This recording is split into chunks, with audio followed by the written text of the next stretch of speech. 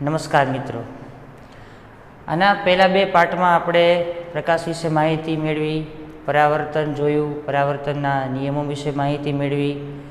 એના પછીના પાર્ટમાં આપણે અંતર્ગોળ અરીસા વિશે માહિતી મેળવી, અંતર્ગોળ અરીસાના પ્રકાર જોયા, અંતર્ગોળ અરીસા માટે કેટલીક અગત્યની વ્યાખ્યાઓનો પણ અભ્યાસ કર્યો. અંતર્ગોળ અરીસા માટે આપણે દાખલામાં, ઉદાહરણમાં, એમસીક્યુ માટે વપરાતા સંજ્ઞા પદ્ધતિનો આપણે ઉપયોગ કર્યો. ત્યારબાદ પ્રતિબિંબ એટલે શું તથા એના પ્રતિબિંબના પ્રકાર પણ જોયા, તફાવત પણ જોયો. અંતર્ગોળ અરીસા માટે કેટલાક કિસ્સાઓની આપણે ચર્ચા પણ કરેલી, જે આજે આપણે થોડા ઘણા એને રિવિઝનમાં પણ લેશું. આજનો આપણો ટોપિક છે અંતર્ગોળ અરીસા માટે આર એટલે કે વક્રતા ત્રિજ્યા અને એફ એટલે કે કેન્દ્ર લંબાઈ વચ્ચેનો સંબંધ. તો અંતર્ગોળ અરીસા માટે વક્રતા ત્રિજ્યા અને કેન્દ્ર લંબાઈ વચ્ચે સંબંધ દર્શાવતું સમીકરણ આપણે સાબિત કરવાનું છે. આ ટોપિક બોર્ડની એક્ઝામ માટે અગત્યનો ટોપિક માનવામાં આવે. તો સૌપ્રથમ આપણે આકૃતિમાં જે દર્શાવેલું છે એનું આપણે વર્ણન કરીએ. અહીંયા આ ટોપિક સમજવા માટે આકૃતિને ધ્યાનમાં લેવી બહુ જ અગત્યની બાબત છે, કેમ કે જ્યાં સુધી આકૃતિ સમજણ ન પડે ત્યાં સુધી તમે લખાણ ન લખી શકો. તો સૌપ્રથમ આપણે આકૃતિ ઉપર ધ્યાન કેન્દ્રિત કરશું. મિત્રો, તમે અહીં આકૃતિમાં જોઈ શકો છો, અહીંયા મેં એક અંતર્ગોળ અરીસો લીધો છે. આ છે અંતર્ગોળ અરીસાનું ધ્રુવ, એટલે કે અંતર્ગોળ અરીસાનું મધ્ય બિંદુ, એને શું બોલાય? ધ્રુવ. અંતર્ગોળ અરીસા માટે વક્રતા કેન્દ્ર સી. તમે ધ્યાનથી જુઓ તો આપણે પ્રીવિયસ લેક્ચરમાં, પ્રીવિયસ પાર્ટમાં આપણે અંતર્ગોળ અરીસા માટેના 4 કિસ્સા જોયેલા. એ 4 કિસ્સા કયા કયા હતા એને આપણે સૌપ્રથમ રિવિઝનમાં લઈ લઈએ. તો સૌથી પહેલો કિસ્સો આપણે આવો કંઈક જોયેલો કે જ્યારે તમે અંતર્ગોળ અરીસાની મુખ્ય અક્ષને સમાંતર કિરણ આપાત કરો તો તેનું પરાવર્તન હંમેશા તેના મુખ્ય કેન્દ્રમાંથી જ પસાર થાય છે. આ પ્રથમ કિસ્સો હતો. તો અંતર્ગોળ અરીસા માટેનો પ્રથમ કિસ્સો એવો આપણે લીધો કે મુખ્ય અક્ષને સમાંતર કિરણ જો કોઈ અંતર્ગોળ અરીસા પર આપાત કરવામાં આવે તો તેનું પરાવર્તન હંમેશા તેના મુખ્ય કેન્દ્રમાંથી થાય છે. આનાથી વિરુદ્ધ, જ્યારે તમે કોઈ અંતર્ગોળ અરીસાના મુખ્ય કેન્દ્રમાંથી આપાત કિરણને આપાત કરો તો તેનું પરાવર્તન હંમેશા મુખ્ય અક્ષને સમાંતર મળે છે. ત્રીજો કિસ્સો, અંતર્ગોળ અરીસાના વક્રતા કેન્દ્રમાંથી પસાર થતું અથવા તો આપાત થતું આપાત કિરણ જ્યારે વક્રતા કેન્દ્રમાંથી પસાર થાય ત્યારે તેનું પરાવર્તન એને એ જ માર્ગે પાછું આવે છે. ચોથો કિસ્સો, અંતર્ગોળ અરીસાના ધ્રુવ પાસે આપાત થતું આપાત કિરણ જ્યારે પરાવર્તન પામે ત્યારે પરાવર્તનના નિયમો લાગુ પાડી શકાય છે. તો આ 4 કિસ્સાઓ આપણે મિત્રો જોઈ ગયા છીએ. એમાંનો પ્રથમ જે કિસ્સો છે એનો આપણે ઉપયોગ અહીંયા કરશું. ત્રીજો કિસ્સો છે એનો પણ આપણે અહીંયા ઉપયોગ કરવાનો છે. તમે ધ્યાનથી આકૃતિ જુઓ. અંતર્ગોળ અરીસો, એની મુખ્ય અક્ષને સમાંતર કિરણ આપણે આપાત કર્યું, જે મેં ગ્રીન કલરની પેનથી દર્શાવેલું છે. તો સ્વાભાવિક છે કે હું સમાંતર કિરણ અંતર્ગોળ અરીસા પર આપાત કરું તો એનું પરાવર્તન મુખ્ય કેન્દ્રમાંથી થાય. તો સૌથી પહેલો કિસ્સો, અંતર્ગોળ અરીસાની મુખ્ય અક્ષને સમાંતર કિરણ આપાત કરતા તેનું પરાવર્તન મુખ્ય કેન્દ્રમાંથી થાય છે. બીજું કિરણ મેં કયું આપાત કર્યું? અંતર્ગોળ અરીસાના વક્રતા કેન્દ્રમાંથી આપાત થતું કિરણ અરીસા પરથી પરાવર્તન પામી તેને તે જ માર્ગે પાછું આવે છે. તો સ્વાભાવિક છે કે જેટલું આપણે અત્યારે આકૃતિમાં દર્શાવેલું છે એને આપણે લખાણ સ્વરૂપે લખીએ. તો આકૃતિમાં દર્શાવ્યા પ્રમાણે મુખ્ય અક્ષને સમાંતર કિરણ આવતા પેરેક્સિયલ કિરણનો મતલબ શું કે આપણે આ જે કિરણ છે સમાંતર કિરણ એ ધ્રુવની ક્યાં રાખેલું છે? નજીક. તો નજીક કિરણો હોય એને આપણે શું બોલી શકીએ? પેરેક્સિયલ કિરણો તરીકે ઓળખી શકીએ. તો આકૃતિમાં દર્શાવ્યા પ્રમાણે મુખ્ય અક્ષને સમાંતર આવતા પેરેક્સિયલ કિરણો અરીસાના દર્પણ મુખ, અરીસાનો ધારનો વ્યાસ અરીસાનો ધારનો વ્યાસ એને શું બોલાય? દર્પણ મુખ. તો આ સમાંતર કિરણ આપણે ક્યાં આપાત કરીએ છીએ? અરીસાના દર્પણ મુખ ઉપર આપણે આપાત કરીએ છીએ. તો સમાંતર કિરણ અરીસાના દર્પણ મુખ પર આપાત કરવામાં આવે છે. સ્વાભાવિક છે, સમાંતર કિરણ હોય તો એનું પરાવર્તન ક્યાંથી થાય? મુખ્ય કેન્દ્રમાંથી થઈ શકે. તો પરાવર્તિત કિરણો મુખ્ય કેન્દ્રમાંથી પસાર થાય છે. મિત્રો, આની પહેલા આપણે પરાવર્તનના નિયમો જોઈ ગયા, બરાબર. બીજું, જ્યારે આપણે વક્રતા ત્રિજ્યાની વ્યાખ્યા આપેલી ત્યારે વક્રતા ત્રિજ્યાની વ્યાખ્યા આપણે બે રીતે આપેલી. કઈ કઈ વ્યાખ્યા હતી? તો કે અરીસો જે ગોળામાંથી બનાવવામાં આવ્યો હોય તે જ ગોળાની ત્રિજ્યા એને અરીસાની વક્રતા ત્રિજ્યા કહે છે. અને બીજી વ્યાખ્યા શું હતી? અરીસાનું વક્રતા કેન્દ્ર અને અરીસાનો ધ્રુવ આ બંને વચ્ચેનું અંતર જેને અરીસાની વક્રતા ત્રિજ્યા કહે છે. મિત્રો, આ છે ને વક્રતા કેન્દ્ર છે. તો અહીંથી અહીંયા સુધીનું અંતર પણ કેટલું થાય? તેની ત્રિજ્યા જેટલું. અહીંથી અહીંયા સુધીનું અંતર પણ કેટલું થાય? તેની ત્રિજ્યા જેટલું. તો આકૃતિ ઉપરથી આપણને એક બીજો નવો પોઈન્ટ પણ મળી જાય. શું મળી જાય? તો કે અહીં આકૃતિમાં દર્શાવેલ સપાટી પરના બિંદુ Q પાસે દોરેલ લંબ બિંદુ Q પાસે, આ બિંદુ Q, અહીંયા મેં એક લંબ ડ્રો કરેલો છે. આ લંબ.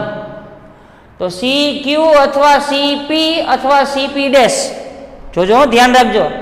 CQ બરાબર R જ થાય, CP બરાબર R જ થાય. આ બંને વચ્ચેનું અંતર નહીવત છે અથવા ઓછું છે એટલે એને અવગણી શકો. તો CP ડેશ બરાબર પણ તમે શું લખી શકો? Capital R. તો આકૃતિમાં દર્શાવેલ સપાટી પરના બિંદુ Q પાસે દોરેલો લંબ તેની વક્રતા ત્રિજ્યા દર્શાવે છે. એટલે કે CQ બરાબર CP ડેશ અથવા CP બરાબર શું લખી શકો? R લખી શકો. મિત્રો, પરાવર્તનના પહેલા નિયમ શું હતો? આપાત કોણ અને પરાવર્તન કોણ સમાન મૂલ્યના હોય છે. બીજો નિયમ શું હતો? આપાત કિરણ, પરાવર્તિત કિરણ અને સપાટીને દોરેલો લંબ ત્રણેય એક જ સમતલમાં આવેલા હોય છે. ત્રીજો નિયમ શું હતો? આપાત કિરણ અને પરાવર્તિત કિરણ સપાટીને દોરેલા લંબની સામસામેની બાજુએ આવેલા હોય છે. તો એમાંનો પહેલો નિયમ આપણે લાગુ પાડીએ કે જો આપાત કોણ, આપાત કિરણ, સપાટીને દોરેલો લંબ અથવા તો આપાત કિરણ, સપાટીને દોરેલો લંબ, તો આપાત કિરણ માટે આપાત કોણ કેટલો બને? થીટા. તો પરાવર્તિત કોણ પણ કેટલો બને? થીટા જેટલો જ બને. કારણ કે પરાવર્તનના નિયમ અનુસાર આપાત કોણ અને પરાવર્તન કોણ બંને કેવા હોય? સમાન મૂલ્યના હોય છે. તો અહીંયા આપાત કોણ અને પરાવર્તન કોણ આપણે લઈ, પણ તમે ધ્યાનથી આકૃતિ જુઓ તો અહીંયા તમને પરાવર્તન કોણ બે રીતે મળે છે. આપાત કોણ જો થીટા હોય તો પરાવર્તન કોણ પણ થીટા થશે. આકૃતિ પરથી ખૂણો CQF, ખૂણો CQF બરાબર થીટા, આ પેલું, બરાબર ખૂણો QCF, ખૂણો QCF. આપાત કોણ જેટલો હોય એટલો જ આપણે પરાવર્તન કોણ લઈ શકીએ. ફરી એક વખત, જો આપાત કોણ થીટા, આપાત કોણ કેટલો લીધો? થીટા જેટલો હોય તો પરાવર્તન કોણ પણ થીટા જેટલો જ બને પરાવર્તનના નિયમ અનુસાર. તો ખૂણો QCF બરાબર થીટા અથવા તો ખૂણો CQF બરાબર પણ શું થાય? થીટા જેટલું થાય છે. મિત્રો, અહીંયા એક મેથેમેટિક્સનો નિયમ લાગુ પડે અને એને આપણે અહીંયા સમજીશું. ખાસ ધ્યાન રાખજો. મિત્રો, તમે ધ્યાનથી જુઓ અહીંયા, તો અહીંયા એક ત્રિકોણ બને છે QCF. આ ત્રિકોણ બન્યો, ત્રિકોણ QCF અથવા તો ત્રિકોણ CQF, બેમાંથી તમે કોઈ પણ એક નામકરણ આપી શકો. તો મિત્રો, અહીંયા QCFમાં આ ખૂણો મારે F લેવો હોય તો એનું કેલ્ક્યુલેશન કઈ રીતે થઈ શકે? તો મેથેમેટિક્સના નિયમ અનુસાર ખૂણો C બરાબર અહીંયા થીટા છે, ખૂણો Q બરાબર પણ અહીંયા થીટા જ છે. તો ખૂણો F મારે લેવો હોય તો મેથેમેટિક્સના નિયમ પ્રમાણે ખૂણા F ને બહિષ્કોણ તરીકે ઓળખવામાં આવે. બહિષ્કોણ એટલે કે ત્રિકોણની બહાર બનતો ખૂણો. જ્યારે જ્યારે બહિષ્કોણ આવે માનો કે તમારે અત્યારે આપણે એફને બહિષ્કોણ લેવો છે, તો આનું મારે કેલ્ક્યુલેશન કરવું હોય તો એની સામેની બાજુના જે થીટા બને છે બંનેનો શું કરવાનો? સરવાળો. અને એમ પણ તમે ધ્યાનથી જુઓ તો ખૂણો એફને આપણે બહારની બાજુ લઈશું, તો ખૂણો QCFમાં આ જે એફ છે એ ત્રિકોણની બહારનો ખૂણો થયો.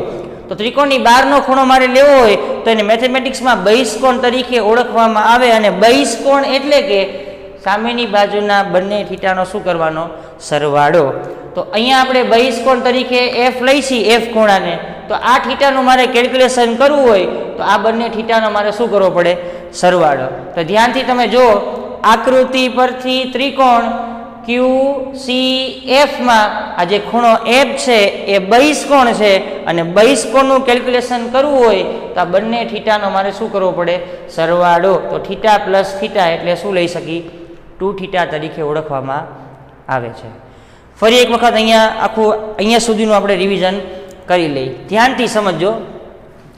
આ અંતર્ગોળ અરીસો, અંતર્ગોળ અરીસાની મુખ્ય અક્ષને સમાંતર કિરણ આપણે આપાત કર્યું.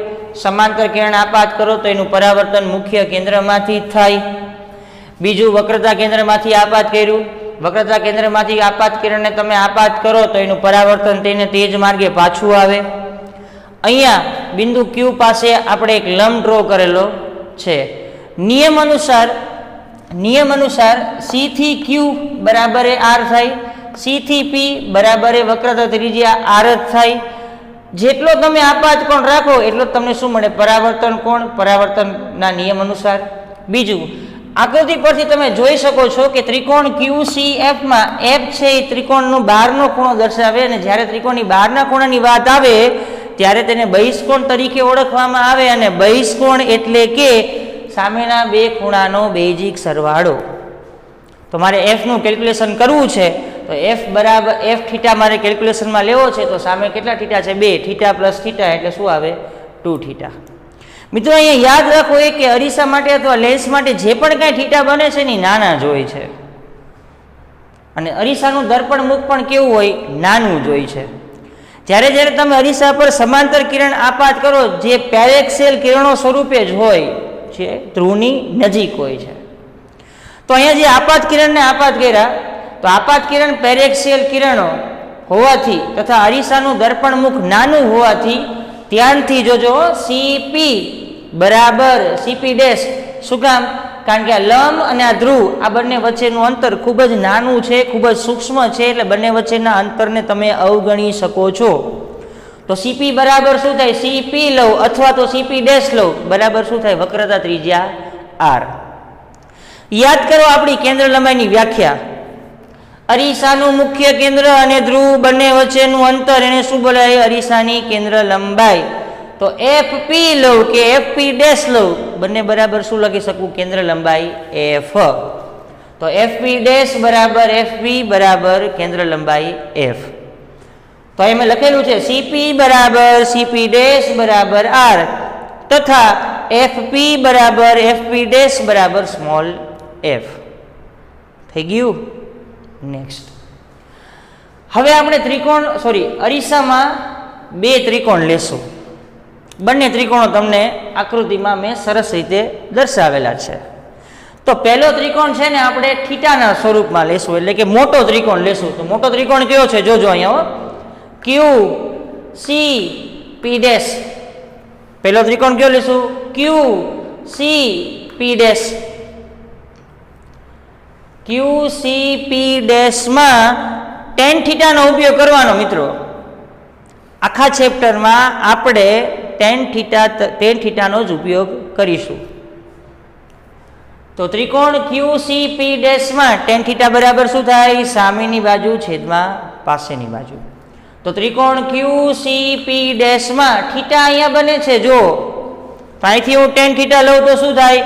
tan થીટા બરાબર સામેની બાજુ એટલે QP ડેશ, પાસેની બાજુ એટલે CP ડેશ. સામેની બાજુ છેદમાં પાસેની બાજુ tan થીટા બરાબર QP dash upon CP dash, QP dash upon CP dash. QP ડેશની કિંમત તમે જાણતા નથી તો એને આપણે એમને એમ રાખી, પણ CP ડેશ બરાબર તમે શું લખી શકો? વક્રતા ત્રિજ્યા R. શું લખી શકો? વક્રતા ત્રિજ્યા R. તો સીપી ડેશ બરાબર કેપિટલ આર. મેં તમને પહેલાં જ કીધું કે અહીંયા દર્પણમુખ નાનું છે, સમાંતર કિરણો જે બધા છે એ પેરેક્સિયલ છે, અરીસા માટે થીટા ખૂબ જ નાનો બને. તો મિત્રો જ્યારે જ્યારે થીટા નાનો બનતો હોય ત્યારે મેથેમેટિક્સના નિયમ અનુસાર એક શરત છે. તો જ્યારે જ્યારે ખૂણો નાનો બનતો હોય ત્યારની જ શરત લેવામાં આવે. તો પરંતુ અહીંયા થીટા નાનો હોવાથી નીચેની શરતનું પાલન કરી શકાય. તો એ શરત છે શું? Sine theta near by tan theta near by theta, sine theta near by tan theta. તો જ્યાં ટેન થીટા છે ને અહીંયા આપણે થીટા લખી શકીએ. તો સમીકરણ 1 માં જ્યાં ટેન થીટા છે અહીંયા થીટા લખી દઉં. તો ટેન થીટાની જગ્યાએ થીટા લખું ક્યુપી ડેશ અપોન આર. સમીકરણ નંબર 2. યાદ રાખો મેં પહેલા ક્યુસીપી ડેશ આ ત્રિકોણ લીધો. આ ત્રિકોણમાં મેં ટેન થીટાનો ઉપયોગ કર્યો. તો ટેન થીટા બરાબર શું થાય? સામેની બાજુ છેદમાં પાસેની બાજુ. સામેની બાજુ એટલે ક્યુપી ડેશ, પાસેની બાજુ એટલે સીપી ડેશ એટલે કે R.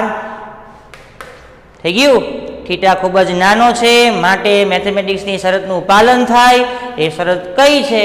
Sign theta near by tan theta. તો જ્યાં ટેન થીટા છે ત્યાં હું ટેન થીટાની જગ્યાએ શું લખી શકું? થીટા લખી શકું. તો થીટા બરાબર ક્યુપી ડેશ અપોન આર. હવે આવી જ રીતે બીજો ત્રિકોણ લઈ ક્યુએફપી ડેશ. કયો ત્રિકોણ લઈશું? ક્યુએફપી ડેશ. તો આમાં પણ આપણે ટેન થીટાનો ઉપયોગ કરશું. પણ ધ્યાનથી તમે આકૃતિ જુઓ તો એફ પાસે 2 થીટા બને છે. કેટલો એંગલ બને છે?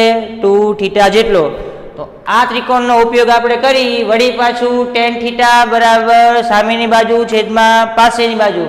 જો તો અહીંયા ટેન 2 થીટા બરાબર સામેની બાજુ એટલે ક્યુપી ડેશ, પાસેની બાજુ એટલે એફપી ડેશ. તો ટેન 2 થીટા બરાબર ક્યુપી ડેશ અપોન એફપી ડેશ. પણ એફપી ડેશ બરાબર તમે શું લખી શકો? કેન્દ્ર લંબાઈ એફ. તો અહીંયા કેન્દ્ર લંબાઈ એફ. વળી પાછું અરીસા માટે ખૂણો કેવો લેવાનો? નાનો. જો તમે ખૂણો નાનો લો તો મેથેમેટિક્સના નિયમ અનુસાર નીચેની શરતનું પાલન થાય. નીચેની શરતનું પાલન તમે શું કરશો? યાદ રાખો અહીંયા 2 થીટા છે તો sine 2 theta near by tan 2 theta, sine 2 theta near by tan 2 theta. તો ટેન 2 થીટાની જગ્યાએ તમે માત્ર ને માત્ર શું લખી શકો? 2 theta. QP dash upon F તો છે જ. થીટાને કરતા બનાવો. 2 ક્યાં જતા રહે? સામેના છેદમાં. જો તો અહીંયા થીટા, અહીંયા પણ થીટા. તો સમીકરણ 2 અને 4 બંને સરખાઈ દઉં. તો સમીકરણ 2 અને 4 ને સરખાવતા QP dash upon R, QP dash upon 2f, QP dash શું થઈ જાય? અહીંથી કેન્સલ. શું વધશે? આર બરાબર 2f. અથવા તો f ને કરતા બનાવો. 2 ક્યાં જતા રહે? ડિવાઈડમાં. તો f બરાબર r બાય 2. r બરાબર 2f અથવા તો f બરાબર r બાય 2. તો આ સમીકરણ એટલે કે ઉપરોક્ત સમીકરણ એ અંતર્ગોળ અરીસા માટે આર અને એફ વચ્ચેનો સંબંધ સૂચવે છે. એટલે કે વક્રતા ત્રિજ્યા અને કેન્દ્ર લંબાઈ વચ્ચે સંબંધ દર્શાવતું સમીકરણ આર બરાબર 2f અથવા એફ બરાબર r બાય 2. તો મિત્રો આ તમારું થઈ ગયું અંતર્ગોળ અરીસા માટે વક્રતા ત્રિજ્યા અને કેન્દ્ર લંબાઈ વચ્ચે સંબંધ દર્શાવતું સમીકરણ. નેક્સ્ટ પાર્ટમાં આપણે સૌથી અગત્યનો બોર્ડની એક્ઝામ માટે પણ આઈએમપી અને સ્વાધ્યાયના ઉદાહરણના એમસીક્યુ આ બધા જ દાખલામાં આપણે એ સમીકરણનો ઉપયોગ વારે વારે કરવાનો છે. એટલે કે અરીસાના સૂત્રનો આપણે અભ્યાસ કરીશું.